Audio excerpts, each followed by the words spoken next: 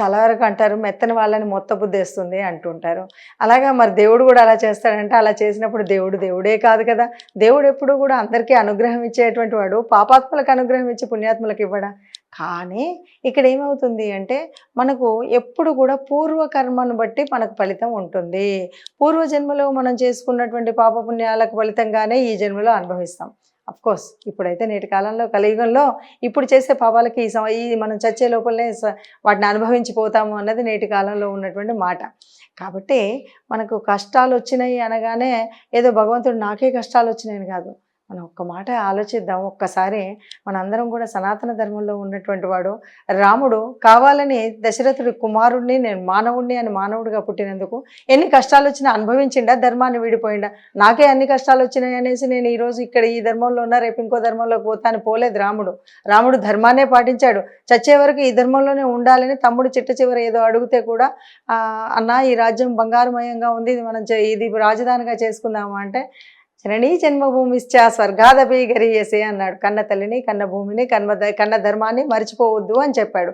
అలాంటిది కష్టం వచ్చిందని మనం మతాలు మారిపోయేటువంటి పరిస్థితులు నేడు చూస్తున్నాం. అన్నీ కూడా మనకు అతి. కాబట్టి ఇవేవీ కాదు, కష్టాలు వచ్చిన వాళ్ళకే వస్తాయి అన్నది ఏమీ లేదు.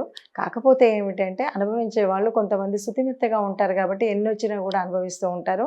ఇదంతా కూడా పూర్వజన్మ సుకృతం అన్నది మాత్రం మర్చిపోకుండా ఉండాలి.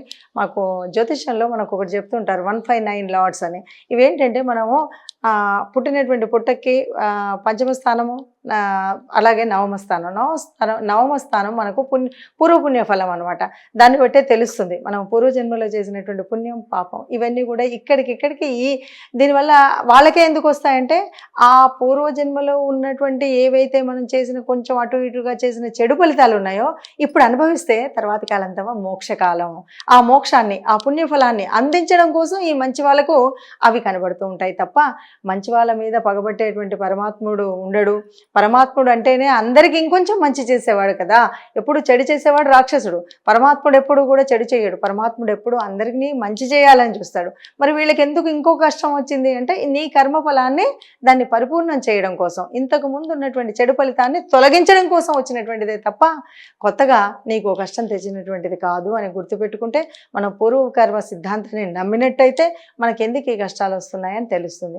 అంతే తప్ప చెడ్డవాళ్ళకు కష్టాలు ఉన్నాయి అనేసి మనల్ని చెడు పనులు చేయమనో, లేకపోతే కష్టాలు మనకే వస్తున్నాయి కాబట్టి కష్టాలు వచ్చినప్పుడు ఇంకేదో పని చేయమని, లేకపోతే ఈ దేవుడే మనకి ఇవ్వట్లేదని ఇంకో దేవుడిని మార్చడం అనేటువంటిది మాత్రం చేయకండి దయచేసి.